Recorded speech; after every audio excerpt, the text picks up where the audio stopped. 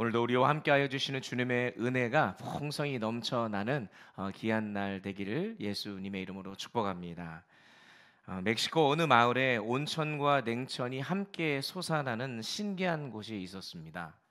한쪽에서는 부글부글 끓어오르는 온천이 솟고 그 옆에서는 얼음같이 아주 차가운 냉천이 솟아 올라와서 동네 여인들이 빨랫감을 가지고 와서 온천에서는 빨래를 삶고 냉천에서는 빨래를 헹구어서 집으로 가져가곤 했다고 합니다.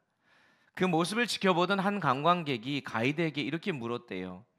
여기 사람들은 찬물과 더운 물을 마음대로 쓸 수 있어서 참 좋겠습니다. 이 마을 사람들은 하나님께 감사하는 마음이 많겠죠? 라고 물으니까 이 가이드가 천만에요 그러더라는 거예요. 이 마을 사람들은 불평이 더 많답니다. 더운 물과 찬물 나오는 건 좋은데 이제는 빨래비누가 안 나온다고 불평하답니다. 그러더라는 거예요. 주어진 것에 만족하지 못하고 불평하는 참으로 어리석은 자들의 모습인데 여러분 사실 이게 어찌 이들만의 모습이겠냐는 거죠. 저와 여러분에게도 이러한 모습이 사실 발견되기 때문에 우리가 방금 전에 그 이야기를 듣고도 우리가 웃은 것 아니겠습니까? 베풀어 주신 하나님의 은혜에 감사하지 못하고 이미 많은 것을 받고 누리고 있음에도 만족하지 못하고 그저 원망하고 불평하며 살아갈 때가 너무나도 많은 것 같습니다. 그래서 이런 생각도 해봤어요. 만약 태초에 아담에게 주어졌던 에덴 동산이 지금 저와 여러분에게 주어진다 해도 아마 저와 여러분은 불평을 할걸요. 그렇지 않겠습니까? 베풀어 주신 은혜에 감사하지 못하고 원망과 불평을 일삼던 그 모습, 근데 그 모습에 가진 사람들이 오늘 본문에도 등장하는데 그 유명한 이스라엘 백성들, 매 강단마다 아마 이스라엘 백성들 귀가 간지러울 것 같아요. 매 주일마다 하여튼 그들 이야기만 하니까, 좋은 얘기가 아니고 맨날 나쁜 얘기만 하니까 430년 동안 애굽에서 노예 생활하던 이스라엘을 하나님께서 모세를 통해 구원해 주셨어요. 10가지 재앙을 통해 애굽을 탈출하게 하셨고 홍해를 가르셔서 건너게 하셨어요. 그들을 향해 무섭게 쫓아오던 바로의 군대를 아주 멋지고 통쾌하게 물속에서 사장시키십니다.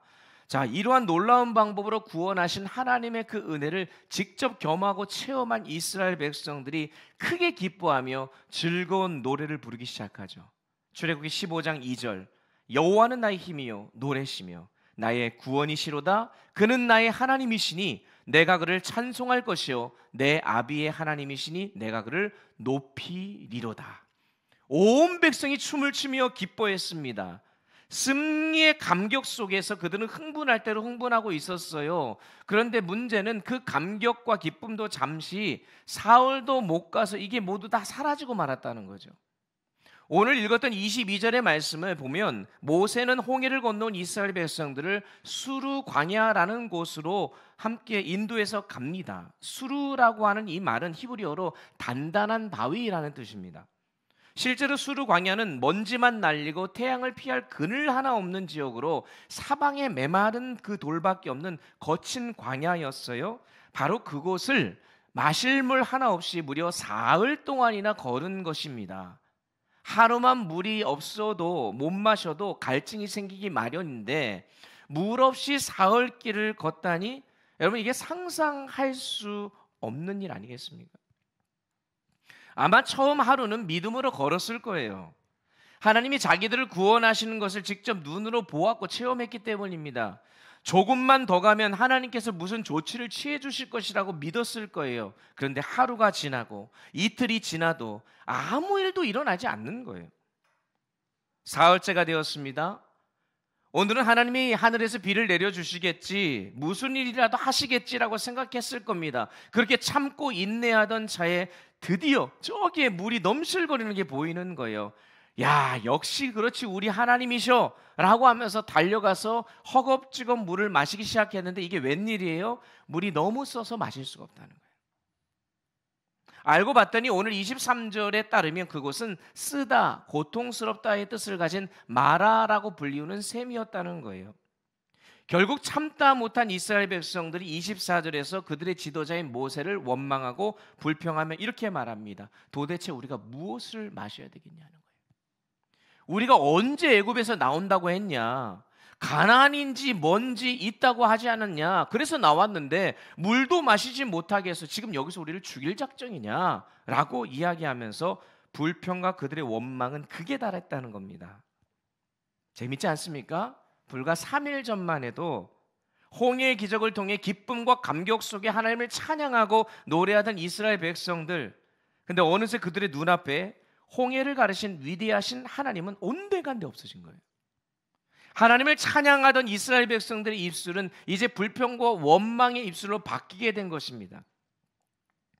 저는 이 장면을 볼 때마다 하나님이 참 묘하다는 생각이 들어요. 왜냐하면 제 생각에는 홍해를 건넌 후 이스라엘 백성들이 막 기쁨과 감기에 가득 차 있지 않습니까? 그러면 그 뜨거운 열기, 하나님을 찬양하는 그 열정이 식어지지 않도록 더 좋은 곳으로 인도하실 것 같은데, 오히려 하나님은 어떻게 했다고요?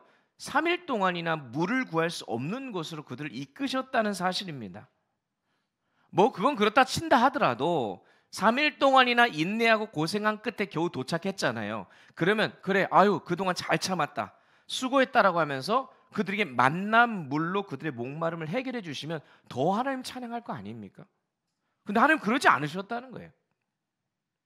그렇다고 성경 어디에도 오늘 본문의 말씀을 보니까 이스라엘 백성들이 홍해를 건넌 후 이 마라까지 이르는 과정에서 범죄였다는 그런 기록도 없습니다.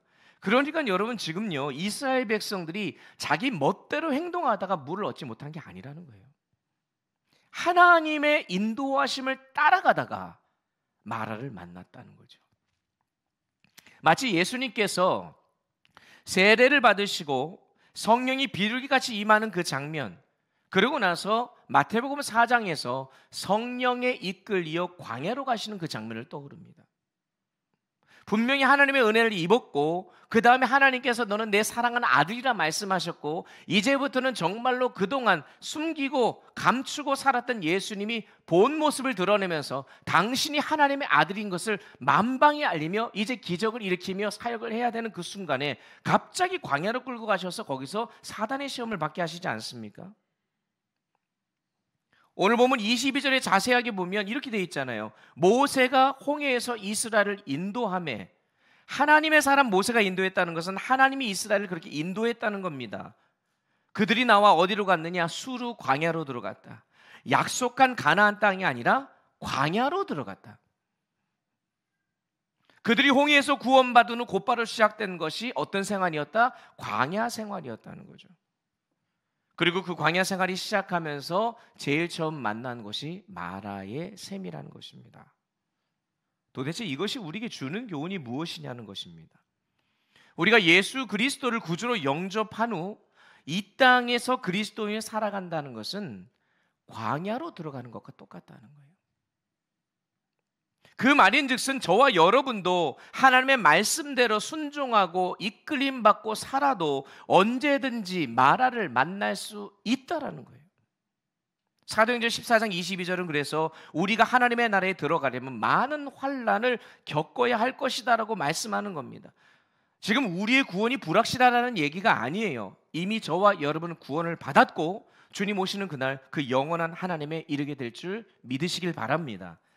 하지만 그때까지 우리는 광야와 같은 이 땅에서 많은 시련과 어려움을 겪게 될 것이라는 거예요.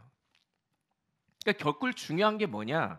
마라를 만나느냐 안 만나느냐는 우리의 소관이 아닌 거죠.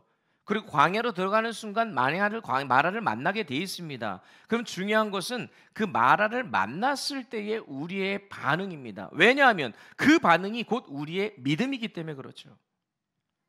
여러분, 애굽에는 마라가 없어요. 영적인 관점에서 볼 때 마라는 구원받은 백성에게 주어지는 거예요. 그러므로 마라의 쓴물은 분명 고통이지만 하나님의 관점과 영적인 관점에서 볼 때는 하나님이 구원받은 백성에게 주시는 선물입니다. 아니 무슨 고통스러운 게 선물입니까? 아니에요, 여러분. 지금 당장에는 그것으로 인해서 막막하고 답답하고 눈물 나고 절망되지만 여러분, 이 마라를 통해 우리는 하나님을 더욱 깊이 만날 수가 있는 것입니다. 사실 애굽에서는 물 걱정하지 않았습니다. 나일강으로부터 흘러 넘쳐 흘러오는 그 물이 있었기 때문에 이스라엘 백성은 물 걱정한 적이 없어요. 비록 노예의 신분이었지만 먹을 거 걱정한 적이 없습니다. 1년 내내 비가 오지 않아도 이 날갱 물만을 가지고 산모작을 할 수가 있었어요. 그런데 출애굽한 이후 물을 먹지 못하다가 마라의 쓴물을 만나게 되자 이스라엘 백성들이 불평과 원망을 하게 됐다. 근데 여러분 여기서 좀 주목할 게 이겁니다. 이스라엘 백성들이 불평한 이유가 뭐냐는 거예요. 왜 불평했을까요? 물이 없어서? 아니에요. 물 있었잖아요.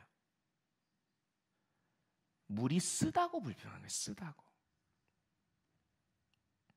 여러분 이상하지 않습니까? 물이 얼마나 썼길래 못 먹는다고 했는지 모르겠어요. 뭐 맛을 못 봤으니까 우리는 모르겠죠.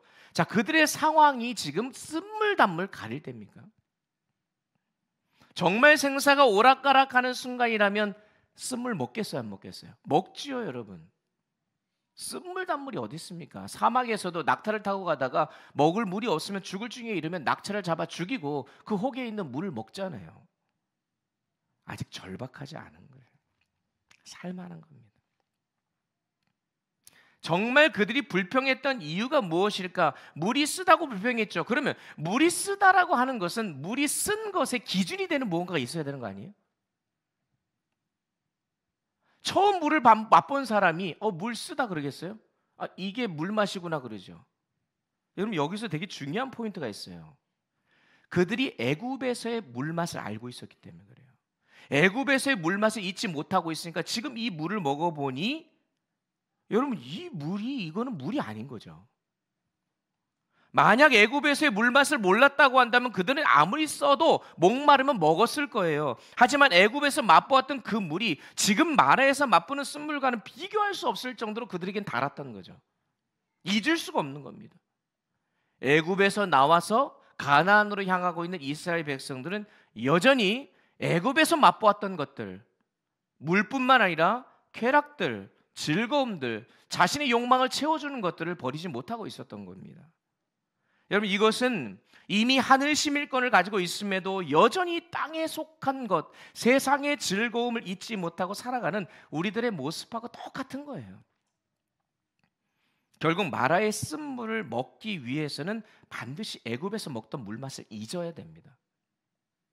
그러니까 진짜 쓴물은 마라의 물이 아니고 애굽에서 먹던 물이 진짜 쓴물인 거예요.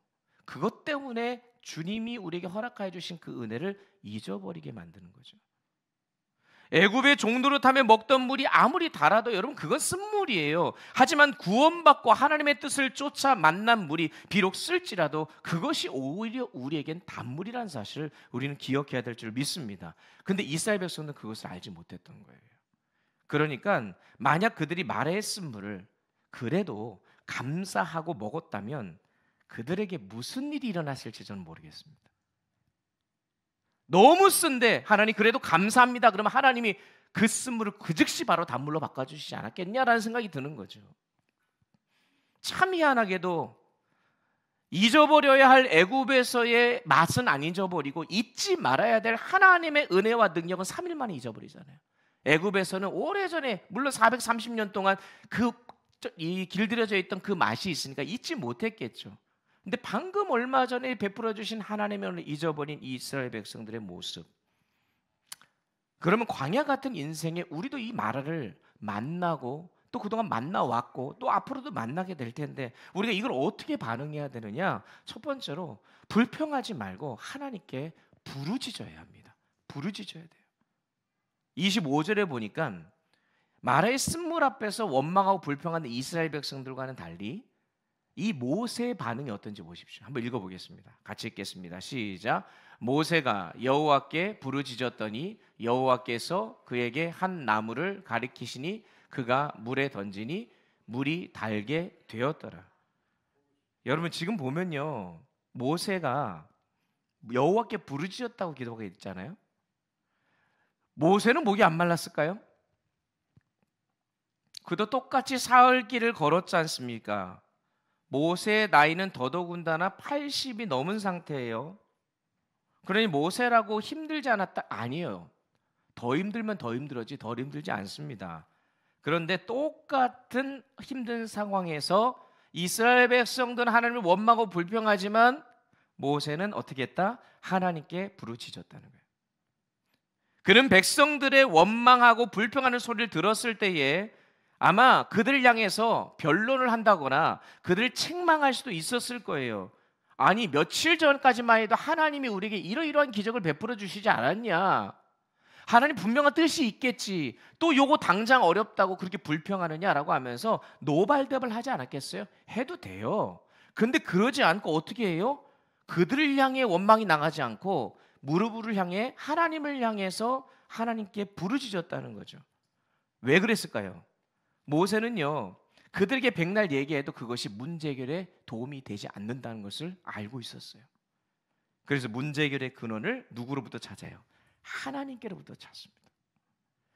아마 모세의 입장을 보면 굉장히 난처하지 않았겠습니까? 분명히 구름 기둥만 따라가면 된다고 호언장담을 했는데 이젠 할 말이 없잖아요. 더 이상 구름 기둥 쫓아가라고 말 못할 지경 아니겠습니까? 그런 상황에서 그도 이스라엘 백성들도 같이 하나님을 원망할 수도 있었지만 그는 하나님을 원망하지 않아요. 또한 그 이스라엘 백성을 향해서도 책망하지 않습니다. 대신 문제 해결의 근원이신 하나님께 무릎으로 기도했다는 겁니다. 그래서 여러분, 원망이 그래서 언제 찾아오는지 아십니까? 은혜를 잊으면 찾아와요. 은혜를 잊어버리는 순간이 원망의 시작입니다. 이스라엘 백성들은 자신들이 애굽에서 탈출하고 구원받고 홍해의 난관에서 하나님의 능력으로 벗어났던 그 은혜와 감격을 잊어버린 거예요. 불과 3일 전 그들이 직접 경험했던 일을 어떻게 잊어버리냐? 잊어버린다고요. 여러분도 그렇잖아요. 어제만 해도 하나님 부어주신 은혜에 감격했던 것이 오늘 하룻밤 딱 지나면 무슨 호떡 뒤집듯이 그냥 다 까먹어버리잖아요. 근데 똑같은 상황에서 모세는 달랐다니까요, 여러분. 모세는 하나님의 은혜를 잊지 않았습니다.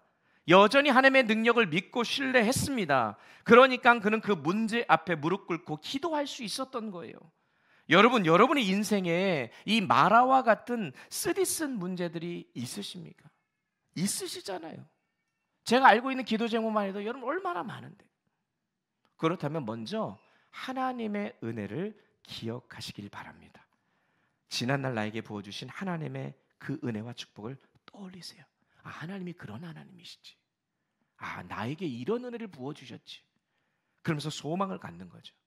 그리고 문제를 하나님 앞에 내어놓고 하나님의 뜻을 찾기에 몸부림치는 거예요. 그러할 때 그 문제에 대한 해결책을 우리 하나님이 반드시 주시는 줄을 믿으시기 바랍니다. 여러분, 비록 수백만 명의 백성들이 원망했지만 놀라운 사실은 한 사람, 하나님의 사람 모세의 기도를 하나님이 들어 응답하셨다는 거예요. 그러니까 남 탓할 게 아니에요. 나만 잘하면 되는 거예요. 믿음의 사람은 하나님 향해서, 사람을 향해서 원망의 말을 늘어놓기보다 하나님께 나아가 괴로움을 토하고 도우심을 구하는 자예요. 그래서 오늘 본문 26절 하나님 말씀합니다. 나는 너희를 치료하는 여호와임이니라. 우리를 치료하시겠다고 하시는 의사이신 하나님 앞에 우리의 마음, 그리고 우리 아픔, 우리의 고통을 다 열어 보여드려야 고침을 받는 거잖아요. 자, 우리 안 집사님 오늘 참석하셔서 너무 감사한데 또 투병하시면서 또 여러 가지 많은 그런 힘든 항암 치료 중 또 우리 암으로 투병하는 우리 다른 성도님들 또 그 밖에 또 검사를 받아놓고 결과를 기다리고 있는 참 말 못할 기도 제목들이 참 많은 분들이 계신데 여러분, 의사에게 나의 아픈 부분을 정확하게 알려주고 열어 보여줘야 뭔가 진단을 받고 체크를 받고 그거 치료를 받을 수 있는 거 아니겠어요? 그러니까 우리가 영원하고 완벽한 의사이신 예수님께, 하나님께 우리의 모든 문제를 나는 치료하는 여호와라 말씀하시잖아요. 그러니까 그분께 나의 모든 것을 내어드리는 거예요. 내어드린다는 것은 나는 할 수 없다는 겁니다.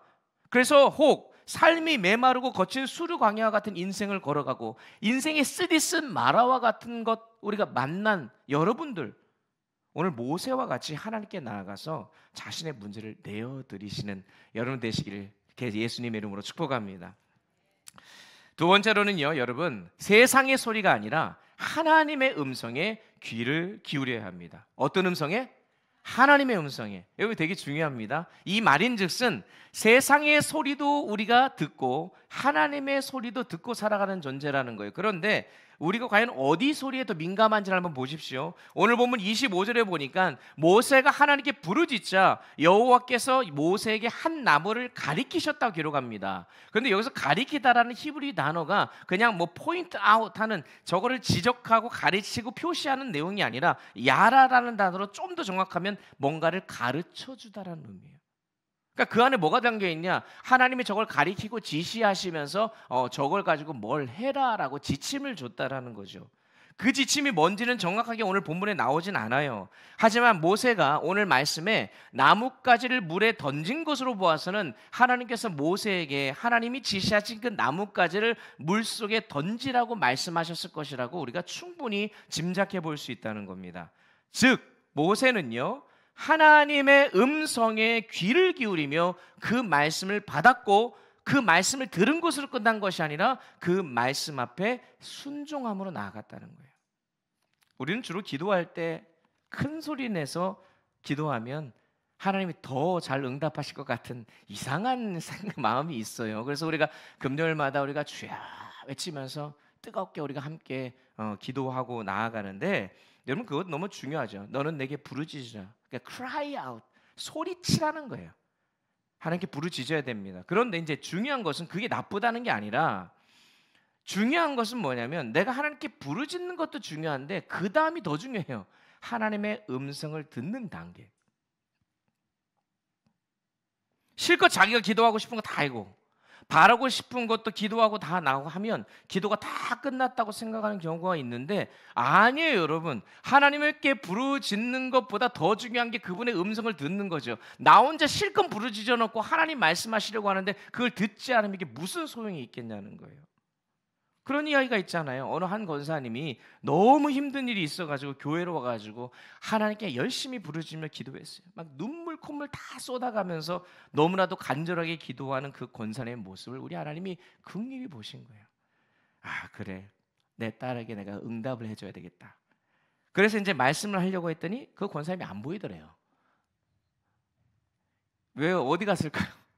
혼자 기도하고 응답하려고 했더니 이미 집으로 가버린 거예요. 자기가 그냥 부르짖을 것만 부르짖는 거예요. 여러분 어떠십니까? 하나님의 음성에 여러분 민감하십니까? 하나님의 음성에 얼마나 귀 기울여 계십니까? 사실 우리가 하나님의 음성을 잘 듣지 못하는 이유가 여러 가지가 있겠지만 가장 첫 번째는 무관심 때문에 그래요. 하나님의 음성을 듣는 것에 대해 별로 관심이 없어요. 그게 그렇게 중요하지 않다라고 생각하는 거죠. 여러분 하나님의 음성은 언제 어디서나 어떠한 방법으로 우리에게 임할지 모릅니다. 하나님의 음성에 민감하지 못하고 하나님의 음성을 듣는 삶에 별로 관심 없는 것에 반해 세상의 소리에는 되게 민감해요. 너 이거 들어봤어? 그것도 정확하지 않은 그런 인포메이션인데도 뭐 유튜브나 이런 것을 통해 가지고 들어봤냐고 하면서 뭔가 새로운 걸 얻은 것처럼. 사람들의 소리에 민감합니다. 사람들이 뭐라고 이야기하는 거 자기의 체면 살려서. 그런데 어떻게 하나님의 소리에는 민감하지 않냐는 거예요. 거꾸로 된 거죠. 여러분 하나님께서 저와 여러분에게 말씀하시는 하나님이시라는 사실을 기억하실 수 있기를 바랍니다.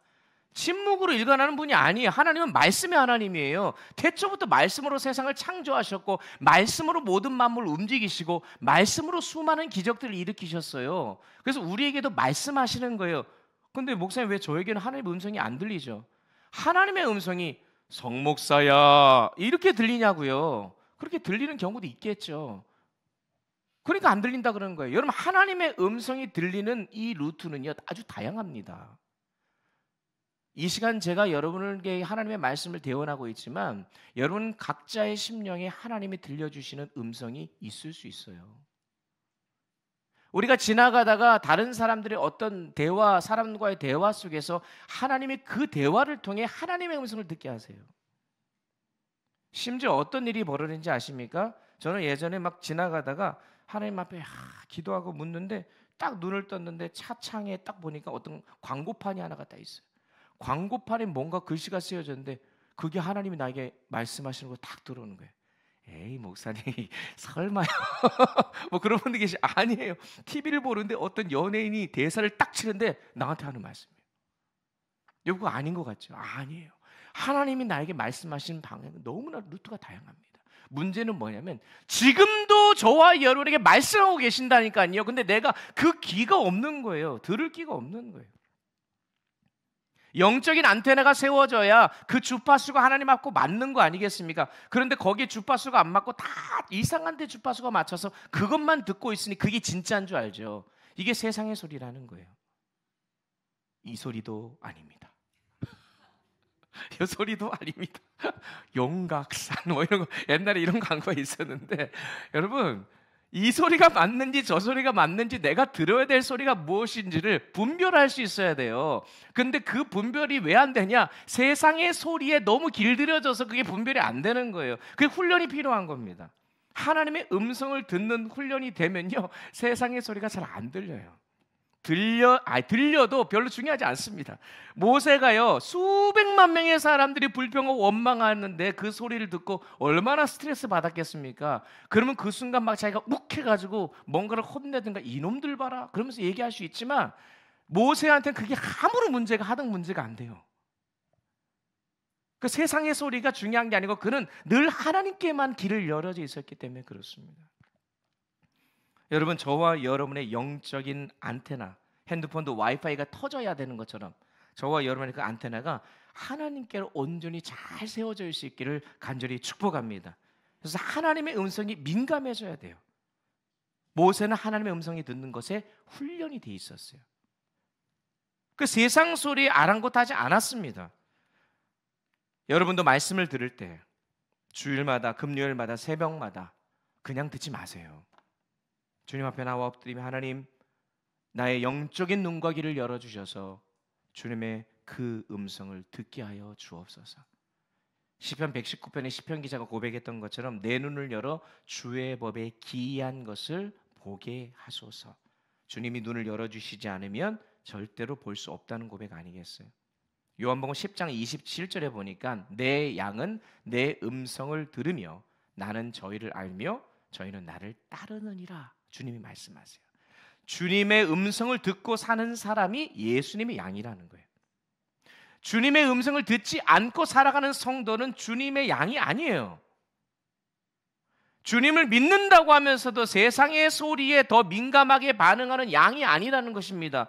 여러분 여기서 우리가 기억해야 될 것은 양은요 목자를 보고 따라가지 않습니다. 양이 다 약한 부분인데 가장 민감한 게 뭐예요? 귀가 발달되어 있어요. 양은요 잘 앞도 안 보인다 그러죠. 그래서 목자의 음성이 어떤 거 자기 음성인 줄 알고 쫓아가요. 양은 철저하게 자기 목자의 음성을 합니다. 근데 우리는 그 음성이 막 긴가민가 하는 거죠.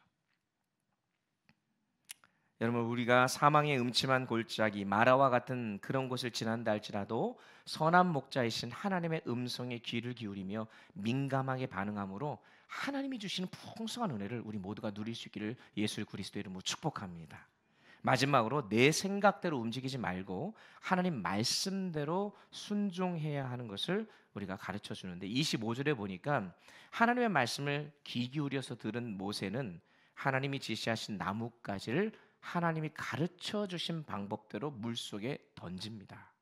그러자 쓴물이 단물로 바뀌게 되었다고 기록하죠. 자, 여러분 여기서 좀 궁금하지 않습니까? 하나님은요 직접 쓴물을 단물로 바꾸실 수 있는 분이다 없는 분이다? 있는 분이에요. 쓴물아 단물이 되거라 할 수 있어요. 거친 파도야 잠잠하라라고 말씀하신 것처럼 말씀으로 모든 걸 움직이시는 분이기 때문에 능히 할 수 있어요. 그런데 오늘 말씀해 보니까 하나님께서는 그렇게 하지 않으세요. 모세를 사용하십니다. 정확히 말하면 모세의 순종을 사용하셔요. 모세가 없어도 하실 수 있어요. 그러니까 모세의 입장에서는 귀찮은 일이 아니라 오히려 하나님의 그 놀라운 역사에 동참하는 특별한 기회를 누리게 된 것입니다. 어쩌면 모세도 처음에 하나님의 말씀 들었을 때 이해가 되지 않았지 않겠습니까? 귀를 민감하게 쫑긋해가지고 하나님의 음성 들었지만 하나님 이건 아닌 것 같은데요. 근데 이해가 되지 않는 명령에 그가 순종하자 능력과 역사가 나타났다는 거예요. 어떤 분들은 쓴물이 단물로 바뀐 것은 그 나뭇가지 효력이 있지 않냐라고 하여튼 또 얘기하는 분들이 꼭 있어요. 그래서 그거를 이제 찾으러 수르강으로 갔는데 효력이 있는 나무를 못 발견했대요. 여러분, 만약에 효력이 있다 하더라도 그 나뭇가지가 뭐 얼마나 대단하길래 그 조각 하나가 물 전체를 쓴물을 단물로 바꿉니까? 이건 상식적으로 이해가 안 돼요. 그러니까 여러분, 나뭇가지의 능력이 있는 게 아니고 하나님의 능력이 있는 것이요. 그 능력이 나타나는 것은 순종에 달려 있는 것입니다. 여러분, 십자가의 능력이 있음을 믿으십니까? 정말 믿으세요? 근데 십자가 나무가 능력 있는 게 아니잖아요. 하나님을 향해서 전적으로 순종하신 예수 그리스도의 순종이 하나님 십자가의 능력을 만들어낸 거예요. 문둥이에 걸린 아람 장군 나아만이 고침받은 것, 왜 고침받은지 알잖아요. 요단강에 7번 몸을 담그라는 말에 그대로 옮겼더니 낫게 되고, 주님 앞에 나와왔던 10명의 문둥병자가 제사장에 가서 몸을 보이라는 말에 몸을 돌려 발을 옮겨 제사장에 가는 도중에 나음을 입었다라고 얘기하는 거죠. 하나님은 우리가 순종함을 통해서 당신의 일을 일하기를 원하시는 거죠. 결국 하나님께서 이스라엘 백성들에게, 아니 오늘 우리들에게 한 가지 중요한 사실을 가르쳐 주시고자 바로 마라를 만나게 하셨다는 거예요. 26절 말씀 다 같이 한번 읽어보겠습니다. 함께 읽습니다. 이르시되 너희가 너희 하나님 나 여호와의 말을 들어 순종하고 내가 보기에 의를 행하며 내 계명에 귀를 기울이며 내 모든 규례를 지키면 내가 애굽 사람에게 내린 모든 질병 중 하나도 너희에게 내리지 아니하리니 나는 너희를 치료하는 여호와임이라. 아멘. 여러분, 우리가 예수를 믿고 하나님의 인도하심을 따라가는 이 땅에서의 삶이 광야의 삶인데, 광야의 삶에서의 우리의 삶의 기준은 오직 하나님의 말씀이 되어야 한다는 거예요. 그리고 그 말씀을 따라가는 삶. 왜? 저와 여러분이 하나님의 백성이 됐으면 대한민국에 오면 대한민국의 법을 따라야 되는 것이고, 로마로 가면 로마 법을 따르다고 한다듯이 하나님 나라 백성이 됐으면 하나님 나라 법을 따라야죠. 그러면 그 하나님 나라의 법인 법도와 규례를 우리가 듣고 지켜야 한다고 말씀하는 겁니다. 그러니까 마라의 셈은 하나님의 백성이 되고 나서부터 그 다음에 그 광야로 들어갈 때에 이 하나님의 약속과 말씀을 그들이 얼마나 신뢰하고 지키고 있는가를 검증하기 위한 시험의 장소였던 거죠. 그래서 26절은 이 시험을 통과해서 하나님의 말씀을 지키면 애굽 사람들에게 내린 질병이 하나도 너희에게 내리지 않을 거다 약속하는 겁니다. 여기서 질병이라고 하니까 육체적인 질병만 포함된 게 아니에요. 우리의 영과 혼과 영을 보존하시는 그 치료의 하나님께서 우리의 모든 것을 지키시겠다고 약속하시는 겁니다. 그래서 이스라엘 백성들이 아무리 고된 광야길을 지나가 마라의 쓴물과 같은 그 인생의 쓴맛을 봐야 하는 순간이 찾아와도 하나님을 전적으로 신뢰하고 주님의 말씀에 순종하며 살아가면 하나님께서 반드시 고쳐주시고 우리를 치료하여 주신다. 여러분, 이 사실을 믿으실 수 있기를 주의 이름으로 축원합니다. 근데 하나님이 쓴물로 단물을 바꾸기 위해 한 나뭇가지를 사용하셨다는 것에서 우리는 우리의 쓴물 인생에 던져진 예수 그리스도의 십자가를 볼 수 있어야 합니다. 고통과 슬픔 외에 아무 희망도 없는 쓰디쓴 우리 인생에 그 예수 그리스도의 십자가가 던져지지 않았다면 우리가 이러한 단물 같은 인생으로 바뀔 수 있을까요? 사실 우리 인생의 가장 쓴물은 뭐겠습니까? 죄예요, 죄. 인생의 가장 쓴물의 근원인 죄의 문제를 우리 예수 그리스도 안에서 먼저 해결받아야 한다는 거예요. 그러니까 우리의 모든 문제를 주님께 가져가야 되는 이유가 여기에 있는 것입니다. 여러분들 중에 혹시 마라를 만나신 분들 혹시 있으시다면 여러분의 인생의 중심에 예수 그리스도를 모실 수 있기를 바랍니다. 그럴 때 쓴물 인생이 단물로 바뀌어지는 이 축복이 임하는 거예요. 예수님의 제자들이 바다를 이는 풍랑으로 인해서 고통스럽게 노를 젓고 있을 때 예수님이 그 배에 오르시자마자 풍랑이 잔잔해졌던 것처럼 우리 인생의 배 속에 주님을 모시느냐가 관건인 것이죠. 그러니까 저와 여러분이 오늘부터 해야 될 것은 오직 예수 그리스도의 십자가만을 붙드는 일인 줄 믿습니다. 마라의 사건으로 끝난 게 아니에요. 어쩌면 오늘 이 말씀이 참 중요한 말씀인데 또다시 구름 기둥이 움직입니다. 단물로 바뀐 마라에서 이스라엘 백성들은 역시나 하나님 죄송합니다. 저희가 주님을 신뢰하지 못했습니다. 그러면서 물을 먹으며 목을 죽이고 씹고 싶은데 또다시 하나님이 그들을 다른 곳으로 인도해요. 마라를 떠나고 싶었을까요? 어떻게 생각하세요? 떠나기 싫었겠죠. 4월 동안 물 먹고 있었는데 이제 또다시 언제 또 물을 만날지 모른다는 걱정이 되지 않았겠어요? 그러니 여러분 물을 좀 통에다 담아가고 싶은 마음도 굴뚝 같았겠죠. 그런데 갑자기 구름 기둥이 움직이니까 어쩔 수 없이 백성들이 움직여요. 근데 하나님 말씀에 순종하며 나아간 거죠. 그러자 놀라운 축복이 그들을 기다리고 있습니다. 27절 읽어보겠습니다. 함께 읽습니다. 그들이 엘림에 이르니 거기 물샘 12과 종려 70주가 있는지라. 거기서 그들이 그 물 곁에 장막을 치니라. 아멘. 종려나무라는 뜻을 가진 엘림이라는 곳에 이르렀는데 푸른 물이 넘실거리는 샘이 몇 개나 있어요? 12개나 있어요. 아마 한 집밭씩 하나씩 차지하지 않았을까 생각됩니다. 그리고 뜨거운 햇살을 피해 시원한 그늘이 되어주는 종려나무 70개가 있었다는 거예요. 엘림은요, 마라를 극복하고 하나님의 말씀을 쫓아 걸어온 이스라엘 백성들을 위해 하나님께서 먼저 이미 예비해 두신 곳이었습니다. 여러분, 마라의 쓴물로 고생하십니까? 괴로워하십니까? 낙심하지 말아야 될 이유가 바로 여기에 있습니다. 우리 하나님은 결코 우리의 인생을 마라에서 끝나게 하시지 않습니다.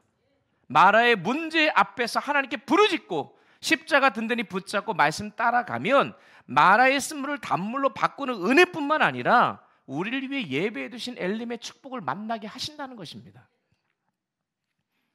말씀을 정리할게요. 어느 날 장미꽃이 하나님께 막 원망을 했대요. 어떤 원망이 있을 것 같습니까?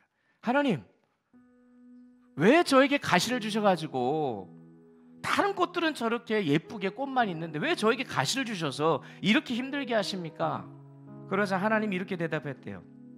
나 너에게 가시 준 적 없는데. 오히려 가시밖에 없던 너에게 내가 장미를 줬단다 라고 얘기하더라고요. 여러분, 가시 같은 마라를 만나고 그것으로 인해 원망하는 분 계십니까? 아니에요. 여러분, 애굽에서 마라와 같은 쓰디쓴 인생을 살던 이스라엘 백성들, 죄에 쩌들어서 죽을 수밖에 없었던 마라와 같은 저와 여러분의 인생에 우리 주님께서 찾아와 주셔서 우리를 쓴물을 단물의 인생으로 바꿔주시고 엘림의 축복을 허락해 주셨다는 사실 여러분 꼭 기억하시길 바랍니다. 그래서 가시 같은 인생을 장밋빛 인생으로 바꿔준 거예요. 하나님이 이스라엘 백성들을 엘림으로 바로 인도할 수도 있었겠죠. 근데 마라로 인도하셨던 것은 그들이 엘림에 이르기 위해서는 이 마라를 반드시 통과해야 되는 거예요. 여러분, 놀라운 사실은 마라와 엘림의 이 사이가 지리적으로 10km도 채 되지 않습니다. 저도 직접 가서 봤지만 물론 저는 걸어가지는 않았어요. 버스 타고 갔는데 이들은 걸어가면 아마 2시간이면 가지 않을까, 그 정도 거리. 뭐 몇 시간 안 걸리겠죠. 아마 마라의 쓴물 앞에서 그들이 불평하지 않고 조금만 더 인내하고 갔으면 뭘 만나요? 엘림을 만나는 거예요. 결국 홍해를 건너 구원받은 이스라엘 백성들에게 하나님의 말씀 듣고 순종하는 삶을 가르치고 훈련하기 위해서 하나님께서 마라를 경험케 하신 것입니다. 여러분에게 마라가 있으십니까? 여러분, 이 하나님의 그 뜻을 깨달을 수 있기를 바라고 우리의 삶에는 모든 쓰디쓴 것들을 단물로 바꾸시고 또 엘림의 축복으로 덮어주시는 그 은혜를 우리 모든 성도님들이 다 누릴 수 있기를 주의 이름으로 축원합니다. 함께 찬양하고 기도합시다. 우리 함께 기도해. 마라와 같은 우리의 삶 가운데 우리가 고개를 들어 주를 바라보며 주님께 부르짖는 인생, 하나님의 음성을 듣기를 원합니다. 우리 함께 기도해. 우리 함께 기도해. 주 앞에 나와 무릎 꿇고 베푸시는 주 하늘을 향해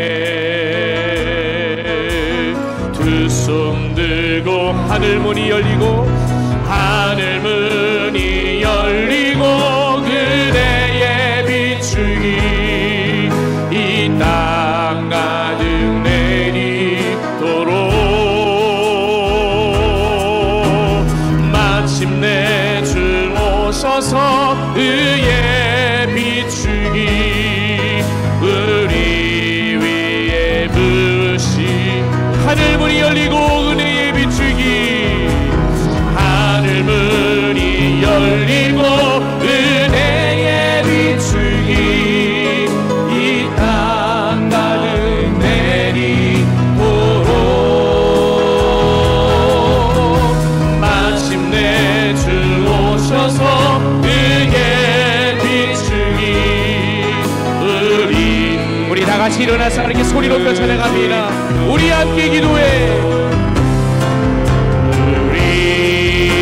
우리 함께 기도 주 앞에 나와 주 앞에 나와